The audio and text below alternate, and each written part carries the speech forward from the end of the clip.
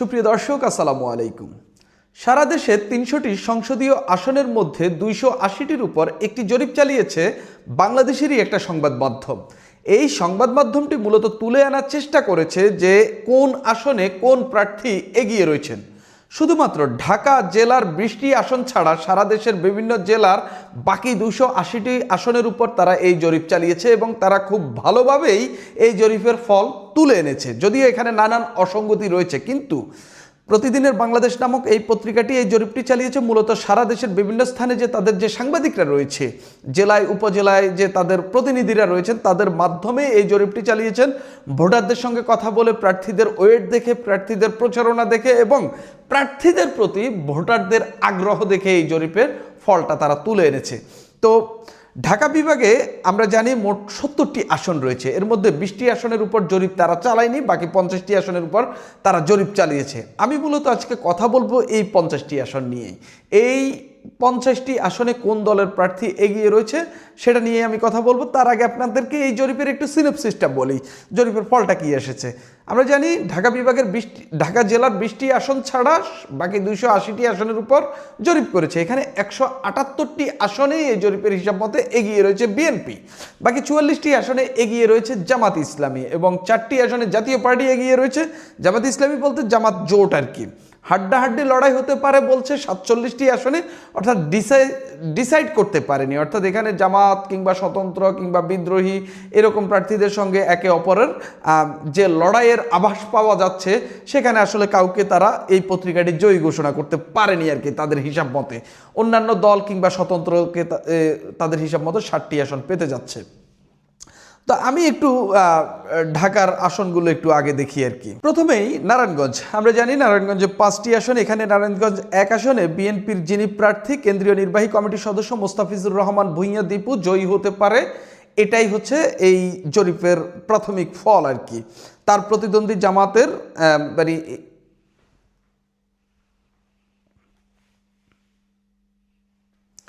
প্রথমেই নারায়ণগঞ্জ।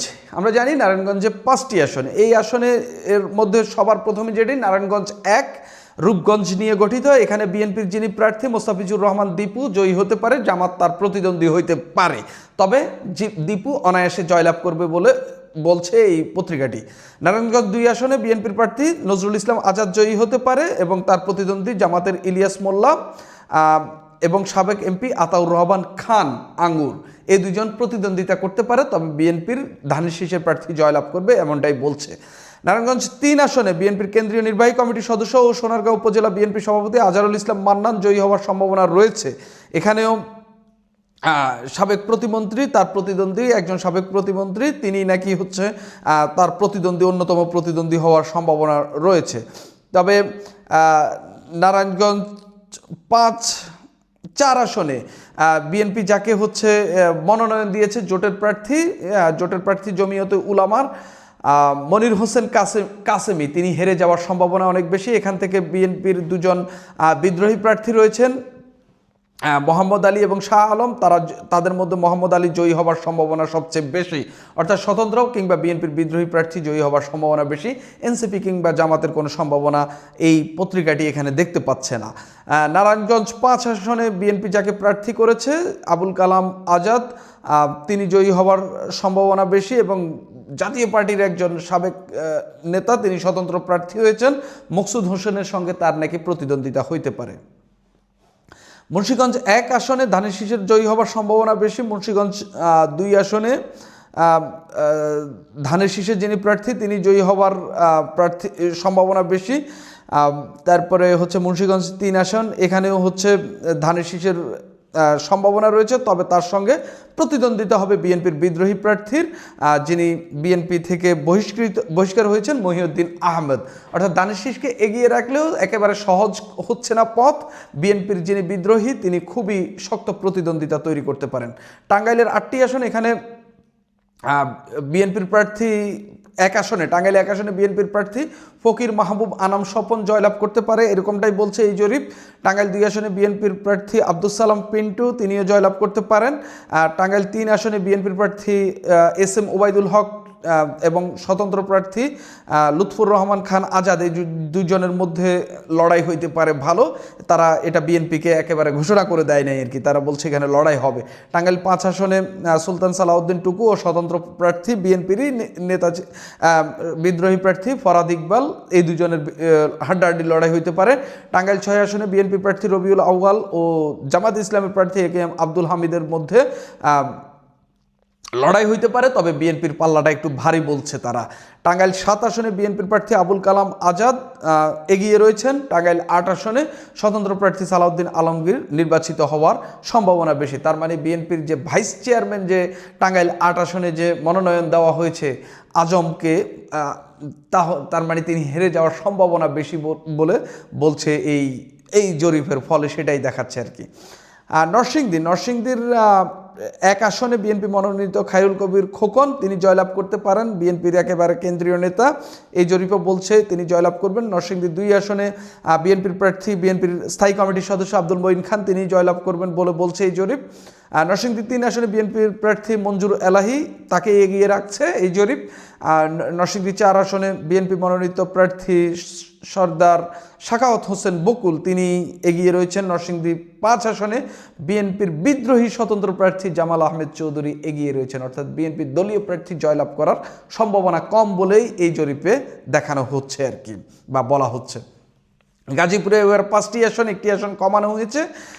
এর মধ্যে গাজীপুর 1 আসনে এগিয়ে রয়েছেন বিএনপির প্রার্থী মুজিবুর রহমান, 2 আসনে বিএনপির প্রার্থী মঞ্জুরুল কবির রনি, গাজীপুর 3 আসনে স্বতন্ত্র প্রার্থী ইজাদুর রহমান মিলন, গাজীপুর 4 আসনে বিএনপি প্রার্থী শাহরিয়াজুল হান্নান এবং জামাত ইসলামের প্রার্থীর মধ্যে প্রতিদ্বন্দ্বিতা হইতে পারে সালাউদ্দিন আইয়ুবীর মধ্যে, দুজনে সমানভাবে প্রচারণা চালাচ্ছেন। এবং গাজীপুর 5 আসনে এগিয়ে রয়েছেন জামাত প্রার্থী খায়রুল হাসান, অর্থাৎ এই গাজীপুরের অন্তত 2টি আসনে জামাত এগিয়ে রয়েছে বা হাড্ডাহাড্ডি লড়াইয়ের পথে রয়েছে আর কি।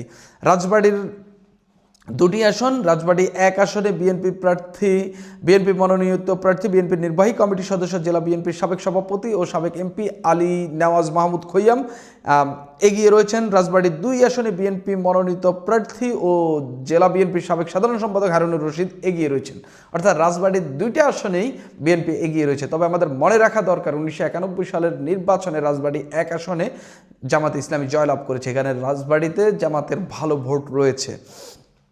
তারপরে কিশোরগঞ্জ 1 আসনে বিএনপির প্রার্থী মাজারুল ইসলাম কিছুটা এগিয়ে থাকলেও স্বতন্ত্র প্রার্থী বীর মুক্তিযোদ্ধা রেজাউল করিম চুন্নু ও বাংলাদেশ খেলাফত মজলিসের প্রার্থী হেদায়েতুল্লাহ হাদির সঙ্গে লড়াই হতে পারে। এখানে একটা ত্রিমুখী লড়াইয়ের আভাস দিচ্ছে তারা। কিশোরগঞ্জ 2 আসনে বিএনপির প্রার্থী অ্যাডভোকেট জালাল উদ্দিন এগিয়ে রয়েছেন।